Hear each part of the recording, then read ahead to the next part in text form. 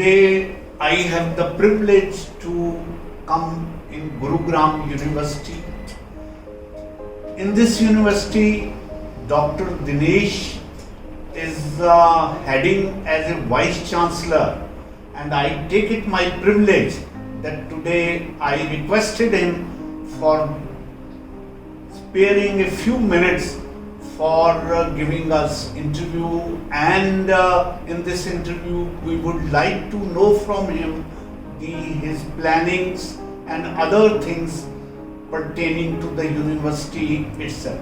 Sir, I welcome you for this interview. Thank you. Sir, I personally feel, since I happen to know you right from the days when you were heading YMCA institution there at Faridabad, now I'm really delighted to find you here as Vice Chancellor. So sir, I would like you to give me reaction of your this elevation and your this change from Faridabad to Gurgaon. Thank you, Gambhir Sahab. In fact, you have asked me a very pertinent question. Yes. Because after working in YMCA University, which is now called as JC Bose University of Science and Technology for 6 years as Vice Chancellor, I thought that I will not go, I'll go back to my parent university, which is Kurukshetra University, as a professor. I'll retire from there as a professor. But I would like to express my thanks to Honorable Chief Minister of the state. He found something in me, and that's why he gave me this job that I should work as a Vice Chancellor of Gurugram University and try to improve the Gurugram University in such a way that it is actually reflected as per the city requirement. Exactly. Gurugram is an important city in the world. Yes. It is not only important in India, but now it is important city in the world. And the university, which is only almost 3 years old, need to really push very heavily so that this becomes one of the international university in the world. Yes. Sir, Nanak कहा करते थे कि जो सत्पुरुष हैं, जो विद्वान लोग हैं, उनको एक स्थान पे नहीं रुकना चाहिए, उनको हमेशा एक स्थान से दूसरे स्थान पर चलायमान रहना चाहिए। मैं समझता हूँ कि हमारी सरकार ने, हमारे मुख्यमंत्री ने इस बात को मद्देनजर में रखते हुए, क्योंकि सर वहाँ फरीदाबाद रहते हुए आपकी YMCA यूनिवर्सिटी में मैं भी विजिट करता रहा, वहाँ का जो NGF कॉलेज था वो आपकी यूनिवर्सिटी के साथ एसोसिएटेड था। तो सर वहाँ जितनी रेपुटेशन आपकी मैंने सुनी और देखी भी, और आपकी वर्किंग से जिस तरह से मैं आउटसाइडर होकर प्रभावित हुआ, तो सर मैं ये समझता हूँ कि हमारी सरकार ने सारी बातों को ध्यान में रखकर एक बहुत ही महत्वपूर्ण और राइट निर्णय लिया है। Now sir, coming to this कि YMCA university was a technical university, here Gurugram university जो है वो ओवरऑल सभी फैकल्टीज को और सभी फैसिलिटीज को आगे लेके चलना चाह रही है, उसके बारे में सर आपका क्या व्यू है? जी गंभीर साहब, पहली बात तो मैं विद्वान तो पता नहीं हूँ कि नहीं, पर ये बात सही है जो नानक जी ने कहा था कि आदमी को एक जगह से दूसरी जगह जाने के लिए तैयार रहना चाहिए, काम करते रहना चाहिए। जब मैं यहाँ आया था तब तो मेरे को सच में लगा था कि शायद ये मेरे लिए शायद सही जगह नहीं है जी, फ्रेंकली स्पीकिंग जी, क्योंकि मैं टेक्निकल यूनिवर्सिटी में जब वाइस चांसलर जब काम किया, वहाँ एक टीम बन चुकी थी काम करने वाले लोगों की, और यूनिवर्सिटी बहुत तेजी से ऊपर जाने की डायरेक्शन में चल रही थी। हमारा जो आप जानते हैं 6 वर्ष में हमने NAAC में एक्रेडिटेशन कराया, पहले उसमें उसका A ग्रेड आया, और अब A++ की तरफ हम बढ़ रहे थे। हमने ऑलरेडी वहाँ SAR जमा कर दी थी, और सारे जो पैरामीटर किसी यूनिवर्सिटी में अच्छे होने चाहिए वो उस यूनिवर्सिटी में आ गए थे, तो काम करने में मजा आ रहा था। लेकिन अब जब सरकार ने मेरे को सोचा है कि यहाँ आना है, काम करना है, तो इतना विश्वास जरूर दिलाता हूँ इस यूनिवर्सिटी को जो अच्छे पैरामीटर्स की जरूरत है, जो अच्छे एरियाज में काम करने की जरूरत है, उस पैरामीटर्स पर ऑलरेडी हमने काम करना शुरू कर दिया है। और यहाँ पर एक टीम बनानी है लोगों की, जो टीम एक काम करे और इस यूनिवर्सिटी को ऊपर ले जाने में हमारी मदद करे। आप जानते हैं कि गुरुग्राम एक इतना इंपॉर्टेंट सिटी है, इस यूनिवर्सिटी को हम एक नॉर्मल यूनिवर्सिटी की बजाय एक हम चाहते हैं कि यूनिवर्सिटी ऐसी बने, ठीक है सारे सब्जेक्ट्स को कैटर तो करे, सारे विषयों को, लेकिन एक कटिंग एज टेक्नोलॉजी के जो कोर्सेज हैं, जो न्यू एज टेक्नोलॉजी के जो कोर्सेज हैं, वो इस यूनिवर्सिटी में जुड़े। तो उस डायरेक्शन में हमने ऑलरेडी काम करना शुरू कर दिया है। और मैं मानता हूं कि अभी आप जानते हैं कि हमारी यूनिवर्सिटी का मेन कैंपस है वो यहाँ से रफली 14 किलोमीटर दूर बनेगा। अभी केवल 4 दीवारी हो पाई है उसकी, एक उसका मास्टर प्लान बन गया है, लेकिन अभी वहां पर शिफ्ट होते होते हमें 2-3 साल लगेंगे। लेकिन मीनवाइल हमने जो ये कैंपस है हमारा 10.5 एकड़ का, इसी कैंपस में हमने सोचा है कि जहां लगभग 2200 बच्चे अभी पढ़ रहे हैं, कि लगभग 5000 बच्चे इसी कैंपस में हमारे पढ़ें। तो उसके लिए हमने ऑलरेडी एक स्टेप लिया है, पिछले इसी की मीटिंग में अप्रूव भी किया है कि हमारे वर्किंग आवर 9 से 5 होने की बजाय अब यहाँ वर्किंग आवर हमारा 8 से 6, 6:30, 7 बजे तक रहेंगे, जिससे कि प्रेजेंट इंफ्रास्ट्रक्चर जो है इसी में मैक्सिमम हम यूज कर पाए। और क्योंकि गुरुग्राम में तो आपने देखा इतना बड़ा शहर है, रातें होती नहीं है, दिन ही रहता है। अगर इस तरीके से हम यूज कर पाएंगे तो 5000 बच्चों को पढ़ाई लिखाई यहाँ कर पाएंगे। क्या देखें सर, आपने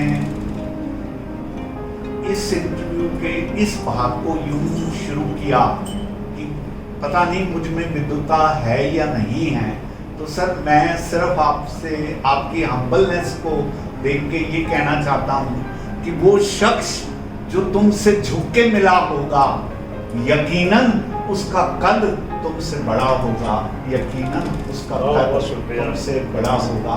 तो सर आपके बड़े कद को आम जनता भी पहचानती है, और अब तो हमारे मुख्यमंत्री जी ने भी उसके ऊपर स्टैंप कर दी। इसलिए सर हम अपने आप को प्रिविलेज महसूस करते हैं कि गुड़गांव जैसे शहर में, और वो भी इस विद्यालय के आप मुख्य उपकुलपति के रूप में आपने इसको संभाला है, तो डेफिनेटली आने वाले दिनों में एक बहुत प्रोग्रेस की प्रगति हम देखने जा रहे हैं। तो सर मैं आपसे ये जानना चाहूँगा कि इस यूनिवर्सिटी में हम टोटल कितने कोर्सेज इंट्रोड्यूस करने जा रहे हैं? गंभीर साहब देखिए, आपने ये बात सही कही, लेकिन इसका जब आपने मेरी ये तारीफ करी है और इतने अच्छे शब्द बोले हैं, इससे मेरे लिए बहुत बड़ी जिम्मेदारी और बढ़ जाती है आगे आने वाले समय में। क्योंकि अगर मुख्यमंत्री महोदय ने ये विश्वास दिलाया है कि 6 के बाद 9 साल वही अंतर किसी को देना है और मेरे में मिला है वो, तो मेरे को लगता है मेरे ऊपर बहुत बड़ी जिम्मेदारी है। और इस विश्वविद्यालय को ऊपर ले जाने में जो मैं कर सकता हूँ, मैं दिन रात एक करने की कोशिश करके इस विश्वविद्यालय को ऊपर ले जाने की कोशिश करूँगा। आपका जो सवाल है कि कौन कौन से कोर्सेज आप इसमें शुरू करेंगे, मैंने जैसे कहा कि ये यूनिवर्सिटी नॉर्मल यूनिवर्सिटी नहीं रखना चाहते। नॉर्मल यूनिवर्सिटी हमारे हरियाणा में बहुत सारी हैं। We have got a oldest university Kurukshetra है, रोहतक है, और बाकी यूनिवर्सिटीज भी, सिरसा में भी यूनिवर्सिटी है, मीरपुर में भी है, बहुत सारी यूनिवर्सिटी एजुकेशन के एरिया में काम कर रही हैं। लेकिन ये गुरुग्राम एक ऐसा प्लेस है, ऐसा शहर है कि इस यूनिवर्सिटी को हम देखना चाहते हैं। यहाँ सब्जेक्ट तो सारे रहें, लेकिन जो कटिंग एज, जो लेटेस्ट, जो टेक्नोलॉजी के लेटेस्ट एरियाज में जो जरूरत है, उस तरह के कोर्सेज यहाँ हों। जैसे मैंने बताया कि हमारे इंजीनियरिंग टेक्नोलॉजी के यहाँ कोर्सेज होंगे, लेकिन मेनली होंगे जैसे इंजीनियरिंग में artificial intelligence, machine learning, blockchain, data science, इस तरह के कोर्सेज हम यहाँ पे इंजीनियरिंग के एरिया में शुरू करेंगे। कुछ रोबोटिक्स और आर्टिफिशियल इंटेलिजेंस के ऊपर भी कोर्स शुरू करने जा रहे हैं। और अभी हमने एक MOU साइन कर रहे हैं एक एजेंसी के साथ में, जिसके साथ मिलकर हम ड्रोन टेक्नोलॉजी के ऊपर कुछ BSc प्रोग्राम शुरू करेंगे। आप सब जानते हैं ड्रोन टेक्नोलॉजी आने वाले समय में बहुत इंपॉर्टेंट होने वाली है। आपने देखा आजकल तो वॉर भी ह्यूमन टू ह्यूमन वॉर नहीं होता, अब तो टेक्नोलॉजी का वॉर टेक्नोलॉजी से होता है। तो हमारे देश को इस एरिया में बहुत काम करने की जरूरत है। तो हमने अभी एक एजेंसी के साथ MOU साइन करने वाले हैं, और उसके माध्यम से drone technology plus aircraft maintenance and repair, क्योंकि हमारा एयरपोर्ट बहुत नजदीक है, गुरुग्राम शहर के नजदीक एयरपोर्ट है, इधर दूसरा नोएडा में भी आने वाला है। तो जो यहाँ के जो क्षेत्र के जो बच्चे हैं उनको उस डायरेक्शन में काम करने के लिए मौका मिले, तो इसलिए हम एक ऐसे एरिया में भी काम करने की सोच रहे हैं। तो ऐसे बहुत सारे अनेक एरियाज हैं। जी। मैं अभी कुछ आपको नाम दे दिया। हाँ। कुछ एरिया जैसे आपके कॉर्पोरेट हमारा रूरल डेवलपमेंट का है, अर्बन डेवलपमेंट का जी। है, और हमारे पॉलिसी रिसर्च जी। है, और इंटरनेशनल रिसर्च पॉलिसी के ऊपर क्या काम कर सकते जी। हैं। पास में हमारा एक यहाँ पे सेंटर है जो BSF का है, जिसमें जो हमारी कंट्री की जो सेफ्टी और कंट्री की जो दूसरे देशों से किस तरीके से अटैक हो सकता है उसके ऊपर भी हम काम करने की डायरेक्शन में काम करना चाहते हैं, जिससे कि जो लेटेस्ट जो रिक्वायरमेंट है कंट्री को उसके ऊपर भी हमारे बच्चे यहाँ पढ़ाई लिखाई कर सकें। डॉक्टर दिनेश, मैं आपकी ये बात सुनकर ये जानना चाहूँगा कि आपका अपना थीसिस किस सब्जेक्ट पे था? गंभीर साहब, मैं PhD आप जानते हैं मैंने कैम्ब्रिज विश्वविद्यालय में की थी। ओके। और मैं जो PhD जब करने गया था जी। तो कुरुक्षेत्र यूनिवर्सिटी से मैंने MSc और MPhil डिग्री की थी। जी। उसके बाद मैंने वहाँ पर माइक्रो इलेक्ट्रॉनिक्स के एरिया मैंने चूज किया। ओके। आप जानते हैं Cambridge. Cambridge university. Very good. Cambridge आप जानते हैं वर्ल्ड की Yes. One of the top university है। Yes, yes. और मैं जो काम किया था वहाँ पर that work was related to basically chip fabrication.